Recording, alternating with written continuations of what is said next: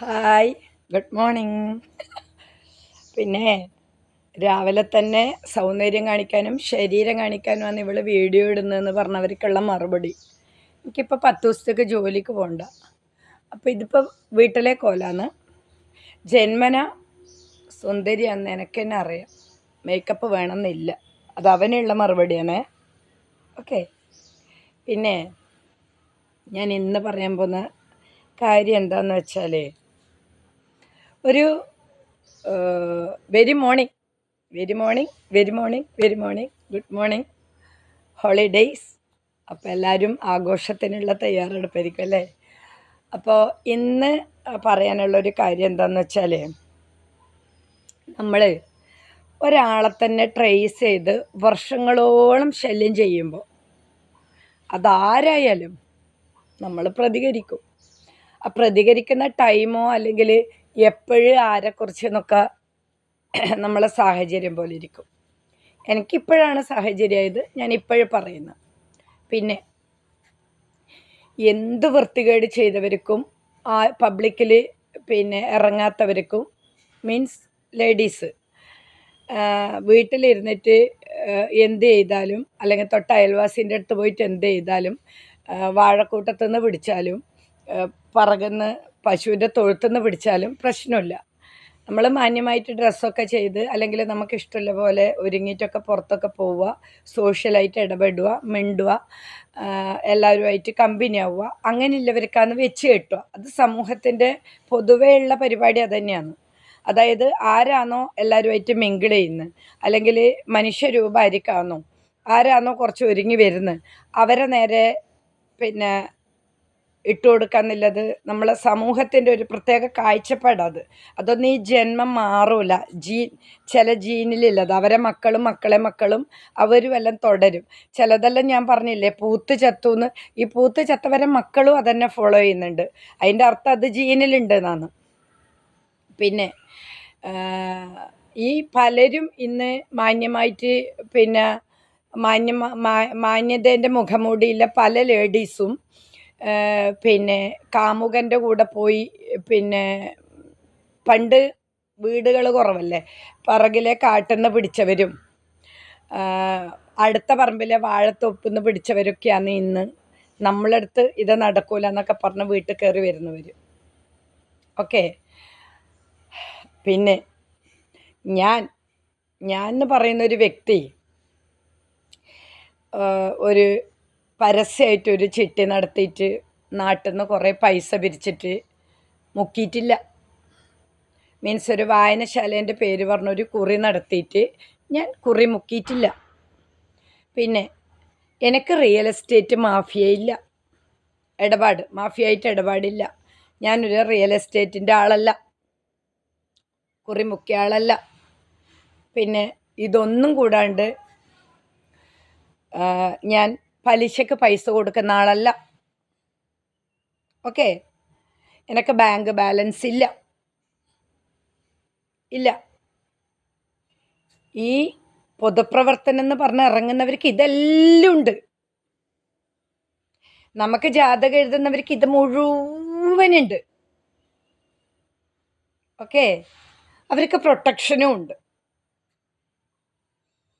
നമ്മളെ വീട്ടിൽ കയറി വന്നിട്ട് നമ്മളോട് വൃത്തികേട് പറഞ്ഞവരെ അമ്മയും പെങ്ങളും എല്ലാം സ്വന്തം ഭർത്താവിനെ ഒഴിവാക്കാൻ കാരണം അവരെ അനദർ റിലേഷൻഷിപ്പ് കണ്ടുപിടിച്ചിട്ടൊക്കെയാണ്.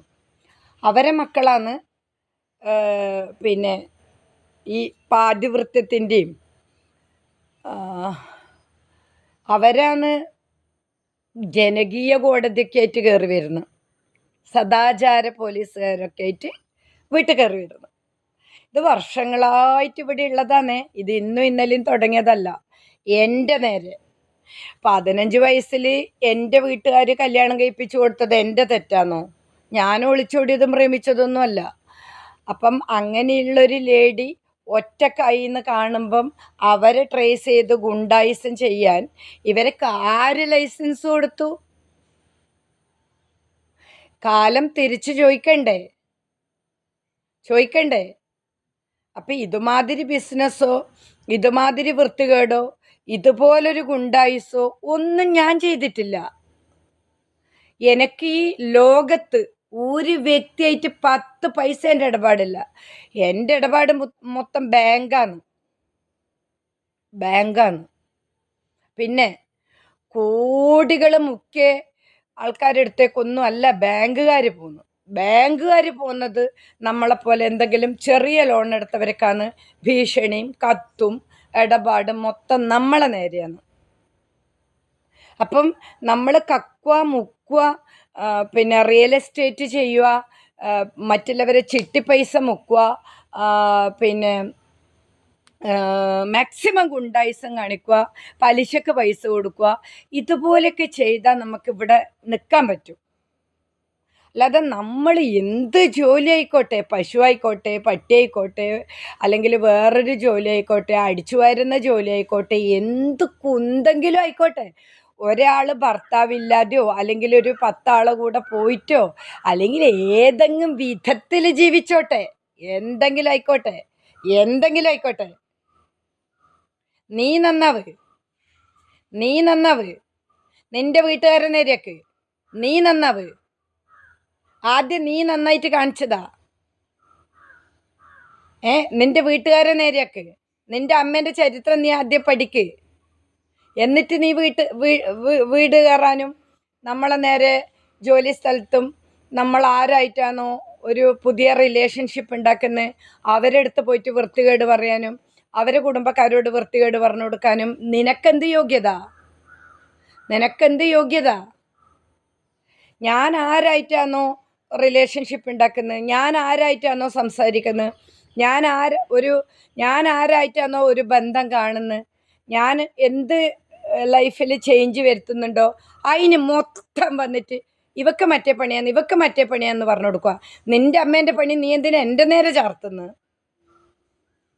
നിങ്ങൾക്കല്ലേ പിന്നെ പലിശക്ക് കൊടുക്കലും കുറിമുക്കലും പിന്നെ ഗുണ്ടായിസും. എനക്കതില്ലല്ലോ. ആദ്യം ലക്ഷങ്ങൾ മുക്കിയതിൻ്റെ കണക്ക് പറ, ആദ്യം പെണ്ണ് പിടിച്ചതിൻ്റെ കണക്ക് പറ, നിങ്ങൾ പറ. എനക്കങ്ങനത്തെ കണക്കില്ല. നിങ്ങൾക്ക് പറയാനില്ല കണക്ക്. നിങ്ങൾ അന്തസ്സുണ്ടെങ്കിൽ ബോധിപ്പിക്ക്, പരസ്യമായിട്ട് ബോധിപ്പിക്ക്. പിന്നെ 4 തലമുറക്ക് വേണ്ടത് ഉണ്ടാക്കിയിട്ട് എന്തെങ്കിലും പണിഷ്മെൻറ്റ് കിട്ടിയിട്ട് കാര്യമുണ്ടോ ആർക്കെങ്കിലും? നമുക്ക് ജീവിതകാലം മുഴുവനില്ല പണിഷ്മെൻറ്റ്, നമുക്ക് ജീവിതകാലം മുഴുവൻ ഓർക്കാനുള്ളത് സമ്മാനിച്ചവരല്ലേ നിങ്ങൾ? അല്ലേ?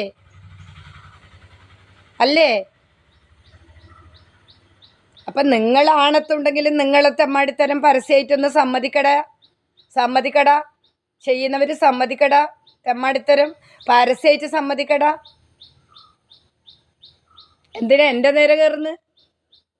എൻ്റെ റിലേഷൻഷിപ്പോ എൻ്റെ ഫ്രണ്ട്ഷിപ്പോ എൻ്റെ ജോലിയോ അല്ലെങ്കിൽ എൻ്റെ എന്തെങ്കിലും പ്രൈവസിയിൽ കിടക്കാൻ നിനക്കെന്ത് യോഗ്യത? പൈസ മുക്കുന്ന, കുറി മുക്കുന്ന, പലിശക്ക് പൈസ കൊടുക്കുന്ന, റിയൽ എസ്റ്റേറ്റ് മാഫിയൻ്റെ കൂടെ പോയിട്ട് പൈസ ഉണ്ടാക്കുന്ന ഇവന്മാരൊന്നും ഇപ്പോൾ പരസ്യമായിട്ട് കാണുന്നുമില്ല. ഈ മുഖ്യവന്മാരൊന്നും കാണുന്നില്ല. ഇവർക്കെല്ലാം പണി കൊടുത്തു. പണി കൊടുക്കുന്നതിന് കാലാകാലങ്ങളായിട്ട് മുങ്ങി ഉണ്ടാക്കിയവർക്ക് എന്ത് പണി? കാലാകാലങ്ങളായിട്ട് ഉണ്ടാക്കി മുക്കി സേഫായി എല്ലാം ചെയ്ത് കഴിഞ്ഞിട്ട് പിന്നെന്താ പണി? പണി തരുന്നത് നമ്മളെപ്പോലെ ഇപ്പോഴും ജീവിക്കാൻ പാടുപെടുന്നവർക്കാണല്ലോ നിങ്ങൾ പണി തരുന്നത്. അതെന്തുകൊണ്ടാ അങ്ങനെ? മുഖ്യവരും തെമ്മാടിത്തരം ചെയ്തവരും പോയി പിടിച്ച് വീട് വളഞ്ഞ് കാണിച്ചു കൊടുക്ക്. അവരോട് അവരെ സ്വത്തിൻ്റെയും ഒരാൾ ജോലി ചെയ്തിട്ട് ഉണ്ടാക്കാൻ പറ്റുന്നതിൻ്റെ 4 ഇരട്ടി ഉണ്ടാക്കിയവരുടെ അടുത്തുനിന്ന് നിങ്ങൾ എവിഡൻസ് ഉണ്ടാക്ക്. കോടികൾ മുഖ്യവരോട് മേണിക്ക്, ലക്ഷങ്ങൾ മുഖ്യവരോട് മേണിക്ക്. അല്ലാണ്ട് സാധാരണ പോലെ ഒരാൾ ജീവിക്കുന്നവർ ഓഫീസിലേക്ക് ലെറ്റർ അയക്കാനും നമ്മളെ റിലേഷൻഷിപ്പിൽ കൈകടത്താനും നമ്മളോട് ചേർന്ന് നിൽക്കുന്നവരോട് നമ്മളെപ്പറ്റി വൃത്തികേട് പറയാനും നിങ്ങൾക്കെന്തവകാശം? നിങ്ങൾ ആര്? നിങ്ങൾ ആരുമല്ല. അത് നിങ്ങൾ ആദ്യം മനസ്സിലാക്കുക. നിങ്ങളൊരു പുല്ലുമല്ല.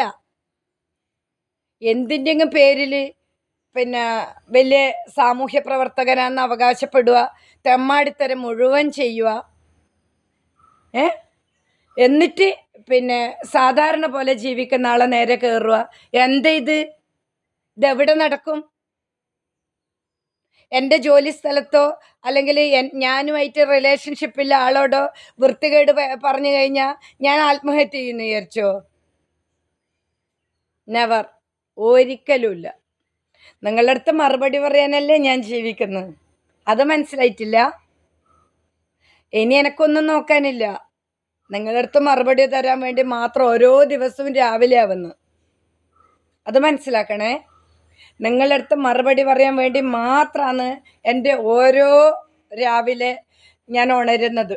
എൻ്റെ ഓരോ പിന്നെ ദിവസവും ആരംഭിക്കുന്നത് ശല്യം ചെയ്തവരുടെ അടുത്ത് മറുപടി പറയാനാണ് ഞാൻ ഇനി ജീവിക്കുന്നത്. അന്തസ്സും ഉളുപ്പും നാണുമാനുണ്ടെങ്കിൽ എന്തുകൊണ്ട് ഇങ്ങനെ വീഡിയോ ഇടുന്നു?